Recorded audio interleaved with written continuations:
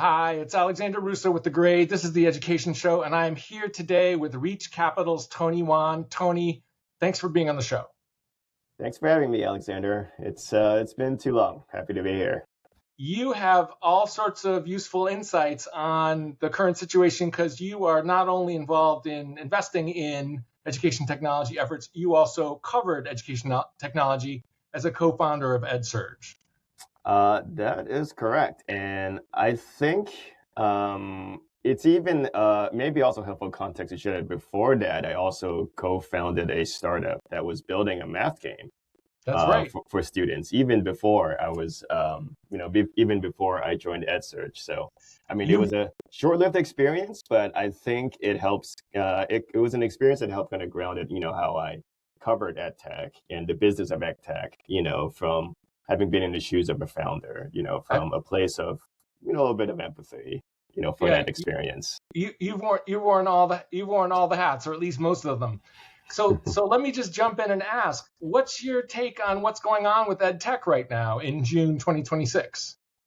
Yeah, I think that it is having a moment of reckoning. I think that there are a lot of questions being raised around the appropriateness of EdTech and its impact, and some real hard questions around its efficacy for a lot of schools who are spending some serious dollars on them right now. Now, I don't think that these are necessarily new questions. For as long as I've been, building EdTech and covering EdTech, that was one of the questions that kind of cut through a lot of the coverage that I did was just not just what EdTech was being built, but also how it was being used and to what effect. But I do feel like this backlash is coming that we're seeing right now in the headlines comes at a confluence of several things.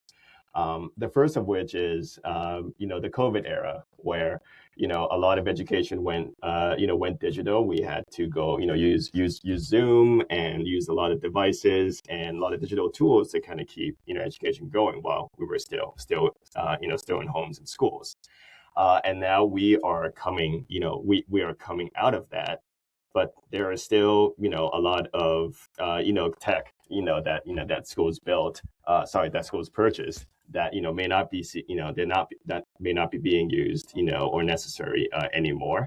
And we're getting a little bit of that hangover effect. I think on top of that, I think we're in a moment where I think K-12 budgets are actually being, for lack of a better word, they're being hammered, right? I think, a lot of the money that helped supported digital learning purchases came from the federal dollars, and that, that has, a lot of that has kind of wound down. And so districts are really asking hard questions around, what is that return on investment and what is actually working? They are asking companies to show evidence and impact, some of which can show that, some of which, can't really make that case. So those are the two kind of ed tech specific, more education specific, I would say macro, currents. I think the other thing that's happening too on a broader level is, there's been more research being popularized, and at least to the top of our mind around the impact of devices and just screen time on just general well-being, on adolescent well-being, and our mental health. Right. And I think that helps kind of give these critiques of EdTech kind of a little bit of a research and intellectual framework.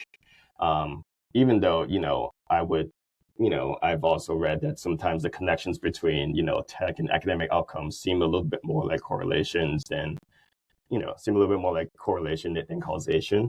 Right. And I think the most worrisome for me is that when I am seeing, researchers, go testify in Congress about EdTech just being like really just having no positive impact at all, that we should really go all the way and, suggest banning them and ripping out the devices. I mean, I think that's, to me, feels a little bit like the conversation is missing a nuance, and it's a little bit like throwing, the baby out with the bathwater. Well, let's talk a little bit about the baby then. What's the baby for EdTech? Because like you, I'm reading headlines and watching testimony and reading books. And right now, I mean, I know that people have given out awards to the, Go Guardian won an award, the Alarm people won an award for helping keep teachers safe or safe feeling, but like what is the baby? What's the best case for either something you've invested in or covered, but like Hmm. let's make the case for the baby, not the bathwater. Yeah, I mean, there are tools that are really about bringing good quality like content and updated content, instructional content, right, to Right. to kids. So tell me one. Tell me the best favorite, the one that everyone gets and they're like, wow, how did we live without this? I think the one that is, really, I would say it's very, take my perspective with a grain of salt now, but one that is very beloved by, students and also families is called Desmos. Yeah. And what they have built, and they've been building this for about a decade, is an online graphing calculator to really, make it unnecessary initially, for kids to have to buy a TI-83, to Right. have those kinds of functionalities to, do and practice, advanced graphing and maths. And Desmos, is one of these tools that I think makes it free. You don't need to, you don't need to buy this bulky thing anymore. And Right. they have since also expanded, into a math curriculum that Right. is really, built around interaction, play, experimentation, and feedback. And so, I mean, that is a tool that, that is probably my favorite one of my favorite stories that I've written. Okay. And is It's it about the art contest. There are kids creating art. They have art contests every year where people are okay? creating art and building software, you know, through this graphing calculator. So, I And think that's just one of, it's just an that, that's a clearest good example. it's a good story. And is high quality education software like Desmos, let's just stipulate that it is that is that what kids are getting? Are they getting the high quality stuff, or are they getting the well marketed stuff or the inexpensive stuff? Um, I mean, I think it's a mixed bag, right? I think that, you know, as investors in, a lot of, many education companies and, we want, schools to be asking good questions and we want our companies, to be able to, show their impact and, make sure that's built in, to their product and business development process. But, I think the reality is that a lot of the procurement decisions don't necessarily have impact or efficacy baked, into those decisions. right. A lot of these decisions are built on, cozy relationships, right, Yeah. between, people who have the money and wherewithal to develop Right. these relationships with, the buyers, right, and Right. so. And we're learning a lot about that now, about some of these cozy relationships or some of these attempts to influence educators or education organizations. One last thing before we talk a little bit about the media coverage. One of the questions I have about the backlash is whether it's really that widespread or not. Are investors pulling out? Are purchases not being made? Are people non-renewing? Is this like a approaching some sort of a cataclysmic event, or is this a lot of press coverage so far? Um, I have not seen this manifest in ways that are super worrisome yet, right? Who knows, like where this goes? I will say, the companies that we invest in, they are being asked to, show more proof, right? Right. Show more proof to back up, the promises that they make, and also part of that is also forces, a lot of companies to think about their support and implementation, right? Because it's not just like you purchase a software and then the providers just kind of leave you at your own will, right? Right. I think guidance, implementation, and the fidelity of how tools are implemented also make a really big difference in whether or not they can deliver on some of the outcomes and promises that they make. And I do feel like sometimes implementation kind of gets lost, right, in some of the some of the coverage that I see. Yeah, I want to talk about coverage in just a second. Is there anyone? One last question about the field itself.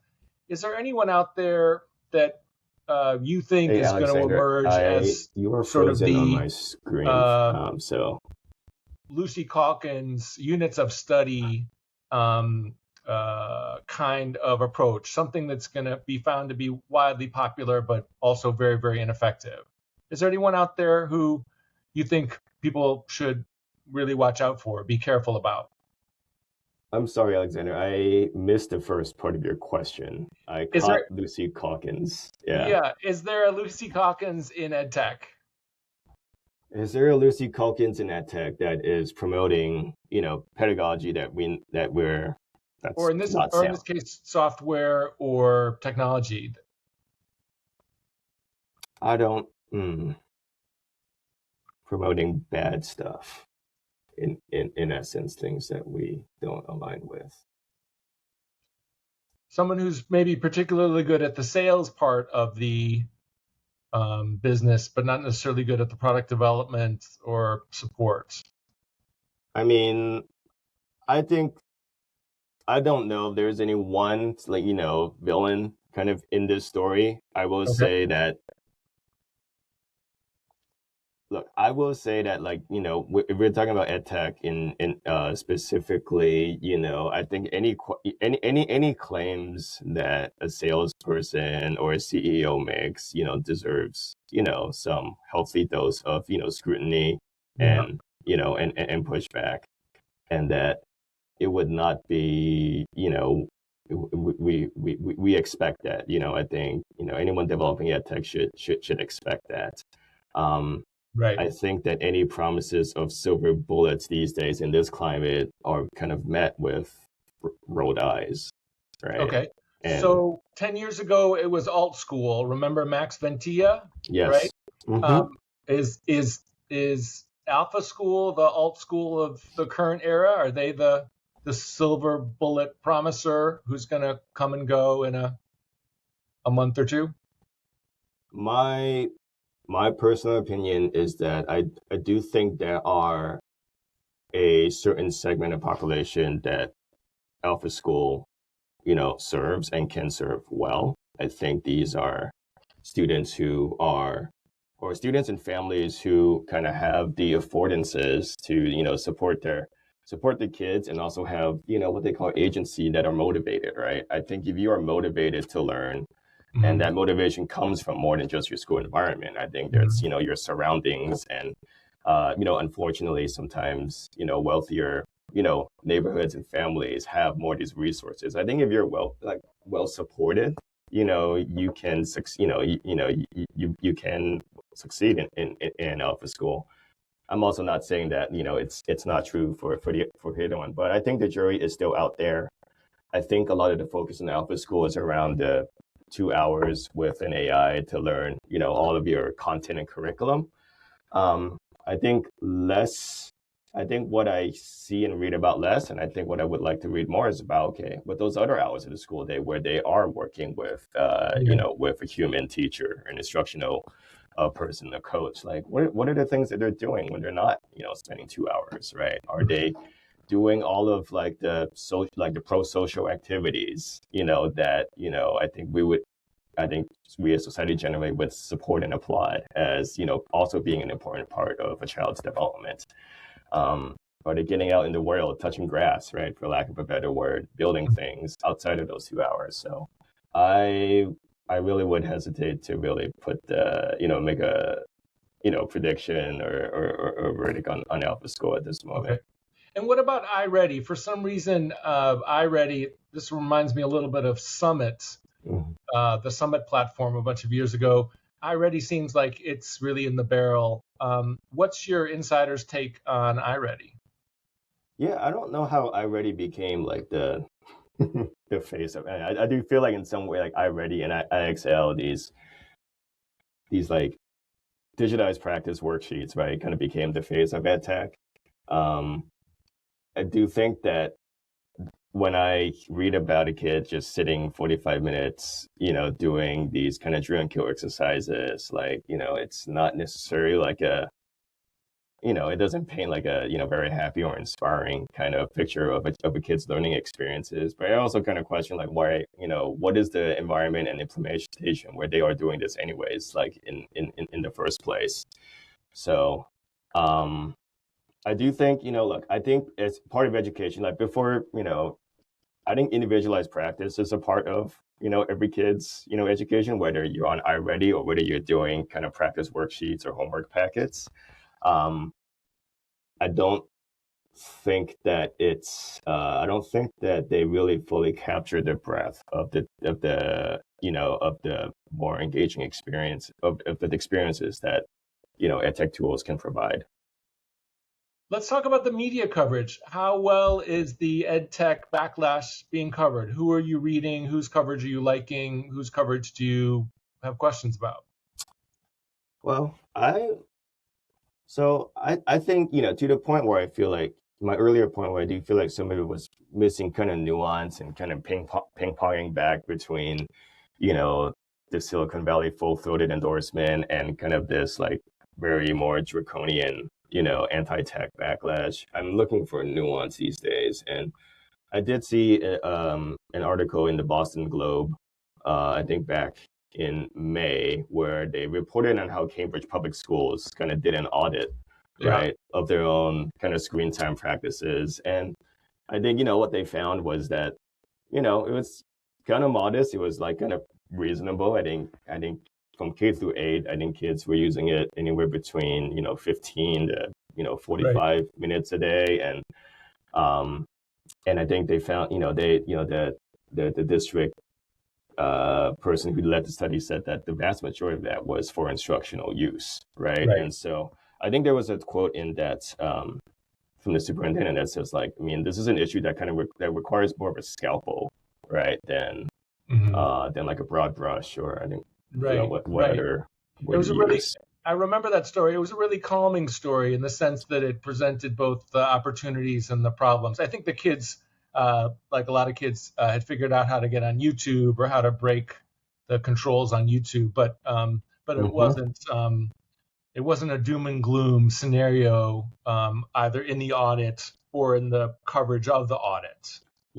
Yeah, and I think that there's a lot of these state proposals in the bills that we're seeing that kind of are encouraging districts to, do this as kind of a first step, right? And I support that, as a tax-paying member of the public, I support it. It's something that I think is a good thing.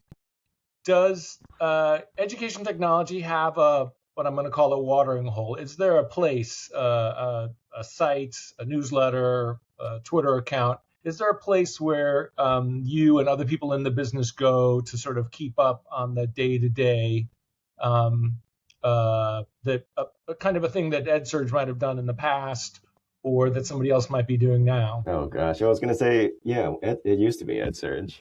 Yeah. Now I think EdSurge is a little bit more like an Edutopia, and kind of missing that kind of business lens. I think, a newsletter that I follow closely is Dan Meyer. He is a former math teacher. He works at Desmos, but he also has, writes very, I would say, well-reasoned kind of reviews and critiques of EdTech.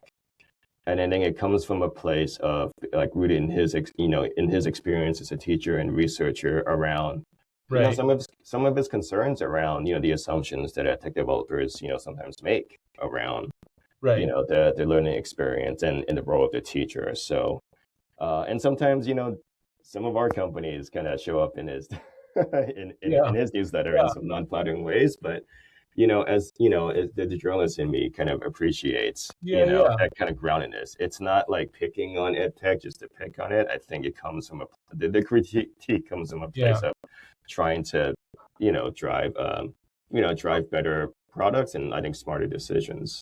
Dan Meyer, I'll look for it. Is there anyone else out there? Does anyone own EdTech right now from a journalist perspective? Is there anyone who knows the deals, knows the decisions, sees the studies before they come out? Is there anyone who really does it the way you see sometimes happen on other beats or on other stories? Oh man, Someone you fire up first thing in the morning, hmm before you've even gotten out of bed, that kind of thing. man, If there isn't, it's too bad because, this is hard. I mean, this is what I used to do. right. This is what I used to do. So there are Yeah, industry Who's the Tony Wan of there 2026? are industry newsletters like EdTech Insider.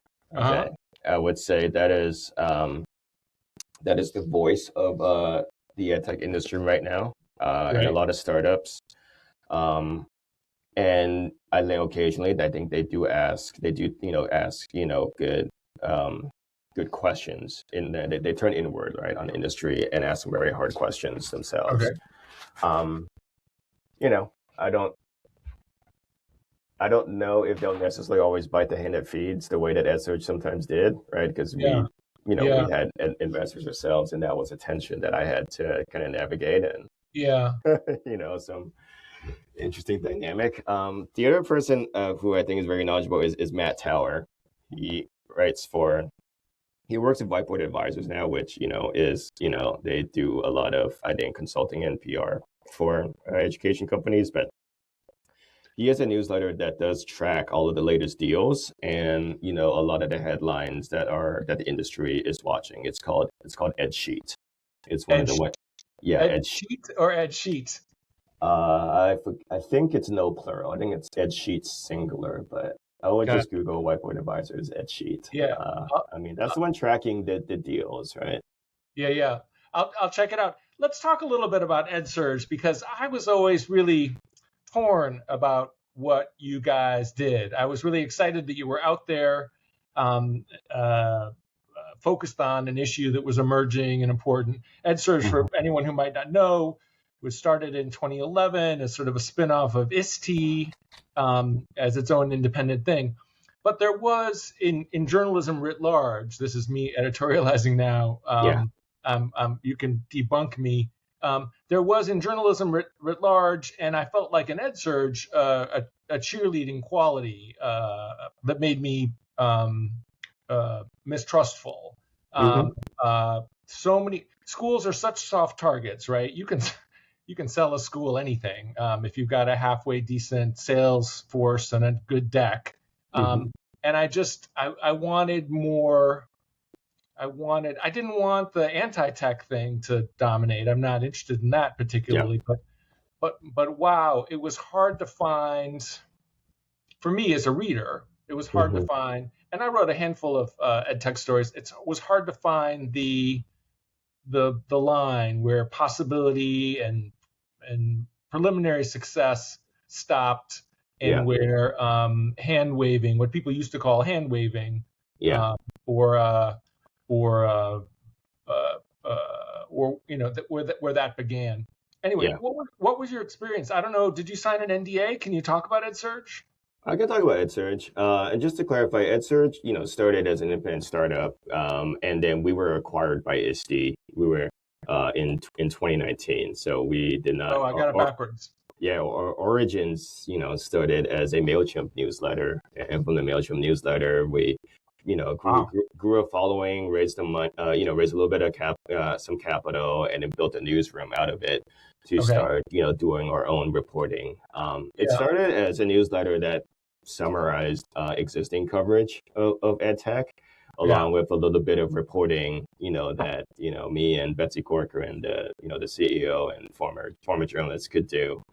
Um, and then as we expanded, right, I think it started, with one newsletter that focused on the entrepreneur and investor perspective. And so I can understand if some of that perspective, right, was a little bit too cheerleadery, Excited. and a little bit too, Silicon Valley, right? I think for some folks, we also started, a second newsletter that was more for targeted at teachers, really focused on like servicing teacher voice and like telling their stories about their experiences with technology. And Right. I think here is where, I would say, our coverage and the op-eds that we publish, you would get some kind of, we would see a little bit more pushback, or some, hear a bit more about the challenges, right, of, tech. of tech implementation, or where, sometimes things don't fully deliver on the promise. Right. But I would say overall, I mean, we were, I would say I took, I mean, I thought, I don't know if solutions journalism is still a thing now, but, I took a more solutions oriented mindset, right, Right. into that coverage. We wanted to, spotlight, how, stories of tech, ed tech like gone right. And so you certainly saw some of that. Hmm.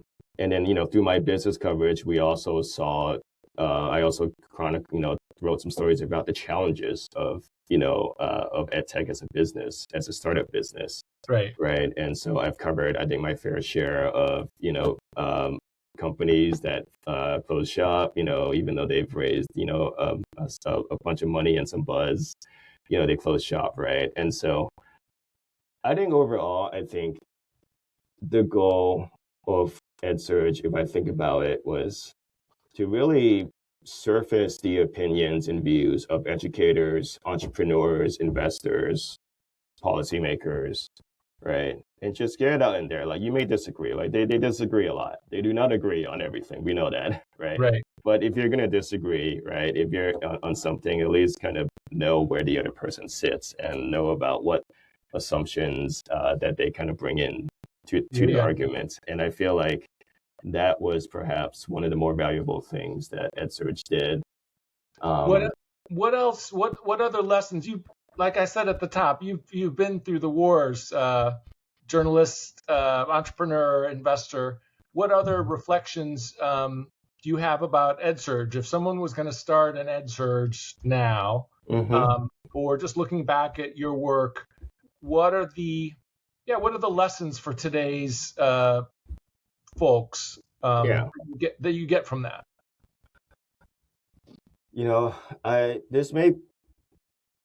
This may be rooted, in my origin story as an initial startup founder, but I always thought that, we should celebrate people who are trying to create and build things, and we should also, ask good questions and ask critical questions. But I always felt like I wanted to make sure that, the level of scrutiny was never such that we would, discourage or paint all startups or entrepreneurs as like kind of as a questionable motive, right? Or doing, maybe unsavory things. I think sometimes in education, there's a question about like business and, what's the role of business, or that profit, and motive, incentive, right?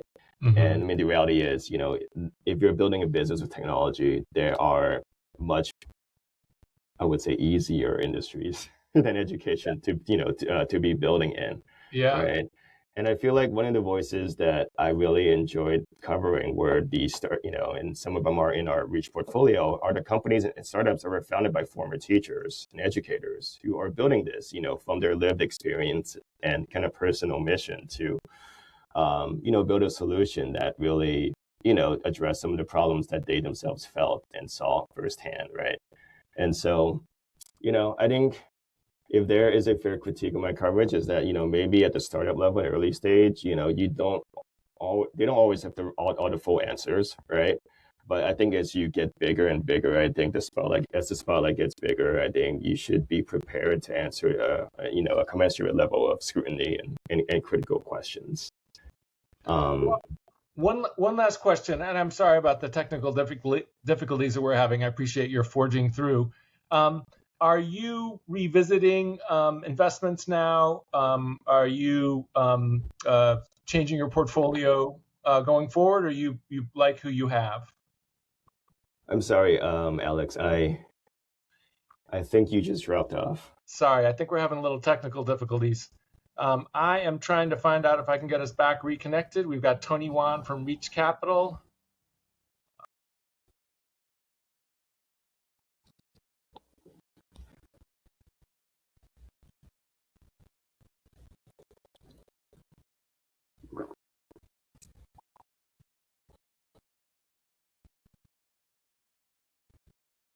I am still here. Yeah. I apologize for the technical difficulties. No worries. This will all be edited. It may or may not be. I'm afraid to say. I just wanted to ask whether you guys were changing any of your investments based on this debate about efficacy, and also I wanted to get a sense if there was one sort of chronic thing. You mentioned the baby in the bathwater, which is a really helpful point, but I also wanted to see if there was anything else that people might misunderstand or something that might have been mischaracterized or mythologized about ed tech in schools right now. If you read ed tech stories for the last 6 months, you think it's all YouTube and iReady all day, and I'm thinking that maybe that's not what's going on.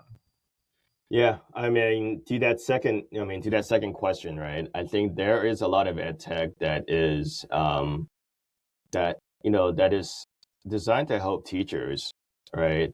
Help make their jobs a little bit easier, right? Around lesson planning, around grading, right? And sometimes these tools also interface with students as well, right? I mean, one of our the job of school district is to help track student competency.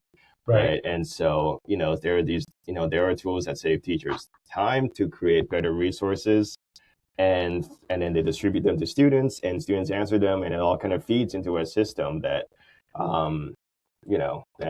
is supposed to give us a decent picture at a student's level of competency, right? And so I think that sometimes lost in this nuance is these there are a lot of technologies that really serve teachers that work in the service of teachers, and school operations themselves, right? The student information system is kind of like the core, the core of how schools and districts function. And sometimes, the worksheets or some of the check-in apps that the students do are now kind of feeding, plugging into this system that school districts, use to create special education, create IEPs, right, for special education students, or to do reporting, for compliance or for funding. So I do feel like, yes, I think that the YouTube distractions are concerning, but they really have taken the spotlight, and I think lost in all the noise are these other, these other tools that are maybe a little bit more boring, right? A little bit more mundane, but they are nevertheless, really important to how schools and districts operate and report.